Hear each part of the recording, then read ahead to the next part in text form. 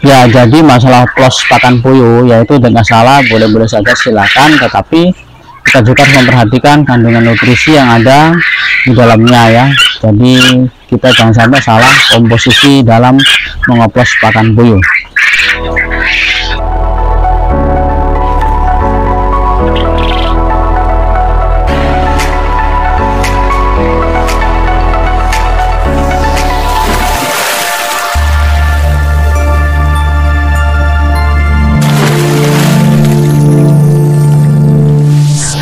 Oke, baik teman-teman, rekan-rekan semua dimanapun berada, salam jumpa, salam cekeder, salam satu hobi, dan bertemu kembali bersama saya di channel Bejar Kreatif Puyuh ini teman-teman. Di kesempatan video kali ini saya akan membahas ya, topik kali ini adalah membahas tentang masalah oplos pakan puyuh ya, karena juga ada beberapa rekan kita yang sempat bertanya masalah oplos pakan puyuh ya teman-teman. Nah, ini penting teman-teman.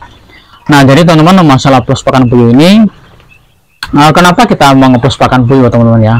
Tentu yang pertama alasannya karena ingin ya, karena mau menghemat pakan puyuh ya.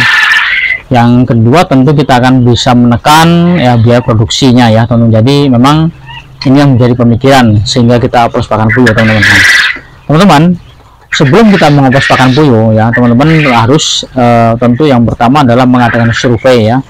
Pertama harus mengadakan survei masalah bahan ya. Nah, kira-kira teman-teman tahu belum bahan-bahan apa saja yang diperlukan dalam mengoplos pakan puyuh ya teman-teman. Nah, bahan dasarnya teman-teman ya untuk mengoplos pakan ini memang nggak sembarangan ya. Jadi kalau kita salah bahan, apalagi salah komposisi, itu bisa berdampak buruk justru untuk burung puyuh kita ya teman-teman ya.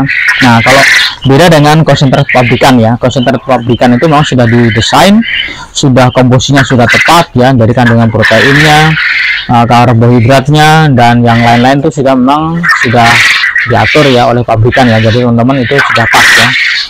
Nah, tetapi kalau kita mengoplos pakan, tentu nanti kan kandungannya komposisinya akan berubah ya teman, akan berubah komposisinya. Nah, teman-teman, sebelum teman-teman mengoplos pakan, teman-teman harus pikirkan dulu kira-kira bahannya apa saja yang diperlukan ya.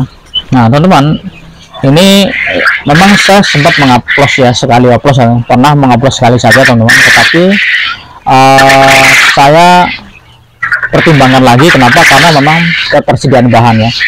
Nah, teman-teman, kalau mengoplos pakan puyuh itu teman-teman harus lihat dulu ya, perhatikan kira-kira bahannya ada enggak ya, atau murah atau sulit, kemudian harganya berapa ya. Nah, kalau teman-teman mengoplos pakan puyuh kemudian harganya ya, harganya itu selisihnya hanya sedikit ya teman-teman, hanya sedikit selisihnya. Contoh teman-teman, tempat kami ini jagung 1 kilo 10.000 ya, bayangkan 1 kilo 10.000 jagung ya teman-teman. Nah, kalau kita ngoplos itu kurang lebih teman-teman, belum tenaga kita lagi ya, waktu kita lagi. Nah, teman-teman, ini yang menjadi pertimbangan.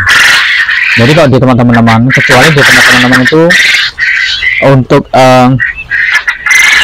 bahannya itu mudah ya, mungkin jagung lebih murah ya, jagung hanya 3.000 4.000 ya, memang itu ya bisa saja ya teman-teman lakukan oplos pakan.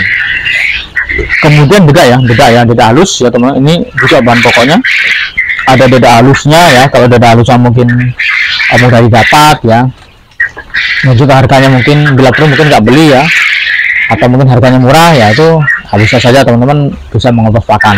Tetapi ya teman-teman, kalau seandainya harga bahannya itu mahal ya, kurang lebih ya, kalau saya pertimbangkan ini, kalau saya ya, makanya sampai hari ini saya teman-teman, saya nggak oplos lagi, saya pakan murni pabrikan ya teman-teman, karena saya mau hasilnya juga maksimal. Nah teman-teman, jadi masalah oplos pakan puyuh ini teman-teman harus paham betul yang namanya formula ya, formulanya, kemudian komposisinya ya. Jadi komposisinya harus tepat ya teman-teman. Kalau kita salah komposisi, nanti justru berdampak buruk untuk burung puyuh kita ya teman-teman, bisa drop telurnya ya, kekurangan nutrisi ya, seperti itu teman-teman. Nah teman-teman, ini secara umum ya, ini secara sederhana ya, simpelnya teman-teman, simpelnya begini teman-teman ya.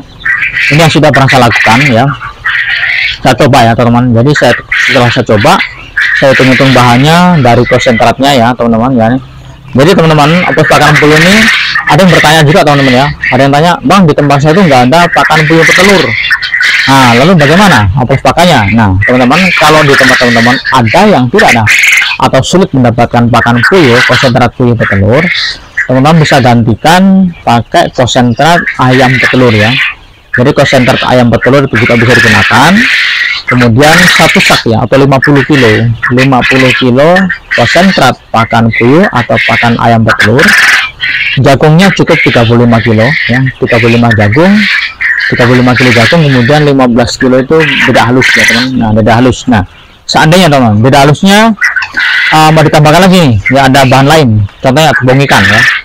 Nah, tepung ikannya 5 kilo, nanti dedanya cukup 10 kilo ya teman ya. Jadi 10 kilo dedak halus, tepung ikan 5 kilo, jagungnya 35 kilo, konsentratnya 50 kilo ya. Nah, jadi nanti totalnya menjadi 100 kilo teman ya. Nah, teman-teman, ini yang perlu kita pertimbangkan ya.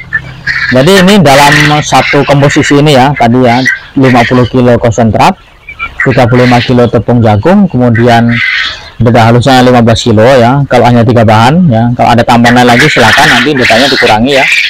Jadi tepung ikannya 5 kilo, dedanya 10 kilo ya. Nah, teman-teman, untuk kandungannya, ini kandungannya ya Bang ya. Jadi kandungan proteinnya itu didapat itu 34% ya. Nah, akhirnya didapati kandungan dalam pakan ini yang kita oplos tadi teman, itu proteinnya sekitar 34% ya. Nah, untuk jagungnya nih ya, untuk jagungnya itu teman itu sekitar 14%. Nah, dedanya itu 8% teman. Nah, ini 8% ya. Itu dedak ya. Dedak itu kandungan protein 8% ya. Nah, inilah kandungan yang ada di dalam yang akan kita oplos Nah, teman-teman, perlu juga dipertimbangkan ya teman-teman kalau masalah oplos pakan ini, karena begini teman ya, mungkin teman-teman bisa ngoplos hanya 1 kali, besoknya nggak dioplos lagi teman, itu juga pengaruh ya teman-teman. Nah, makanya tolong ya teman-teman, ini dipikirkan baik-baik, dipikirkan matang-matang sebelum teman-teman melakukan oplos ya. Kalau oplos itu, karena begini, kalau puyuh itu gonta-ganti pakan ya, gonta-ganti kan bisa berbeda-beda, itu bisa pengaruh teman ya, bisa bahaya untuk burung puyuh kita ya.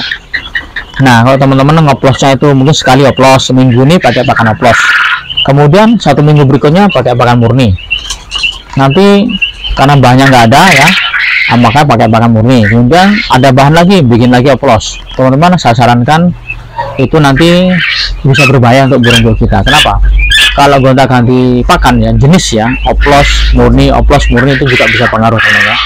Terutama adalah produksi telurnya ya, itu bisa berpengaruh.